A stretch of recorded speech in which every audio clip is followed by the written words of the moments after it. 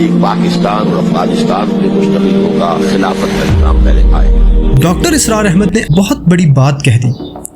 उन्होंने कहा कि उनके नज़दीक सबसे पहले खिलाफत का निज़ाम पाकिस्तान और अफ़गानिस्तान से कायम होगा और फिर यहीं से फ़ौजें निकलेंगी और आगे चलकर हज़रत इमाम मेहदी की हुकूमत कायम होगी जो जहाद करेंगे, और इस सारे मरहले के आखिरी हिस्से में हज़रत ईसा अलैहिस्सलाम भी शामिल हो जाएंगे।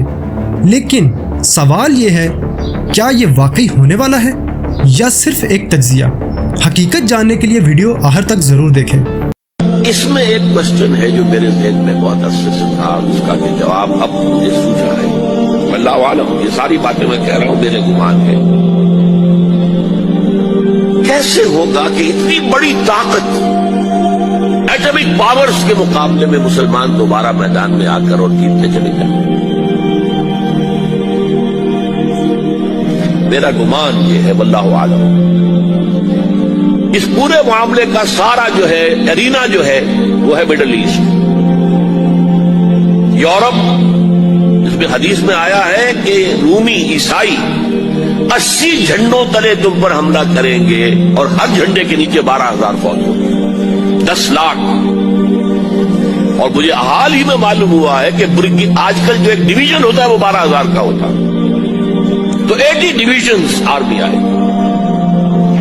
लेकिन मालूम ऐसा होता है कि रूस, चाइना, जापान और मेरे ख्याल में इंडिया ये न्यूट्रल रहेंगे, निपट लो आपस में।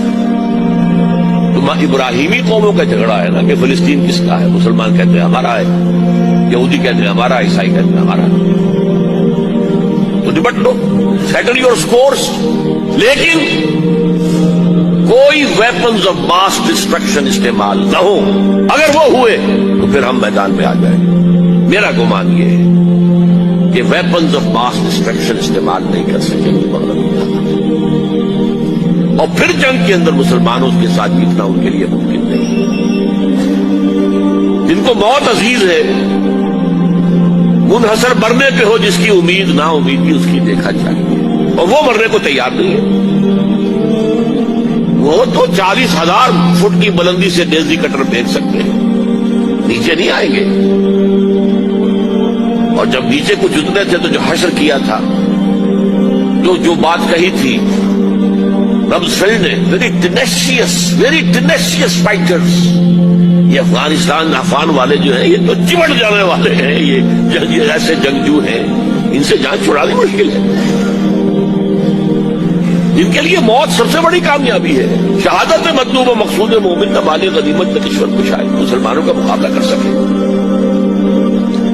ये है मेरा गुमान, वल्लाहु आलम। बहरहाल पहला मरहला किसी अजमी मुल्क में जो मेरे नजदीक पाकिस्तान और अफगानिस्तान में मुश्तमिल होगा, खिलाफत का निज़ाम पहले आएगा, फिर यहां से फौजें चलेंगी, हजरत मेहदी की हुकूमत कायम है। फिर वो हजरत मेहदी जो है वो जिहाद करेंगे, कताल करेंगे, और इस कताल के आखिरी मरहले पर हजरत ईसा अलैहिस्सलाम भी नाज़िल होंगे।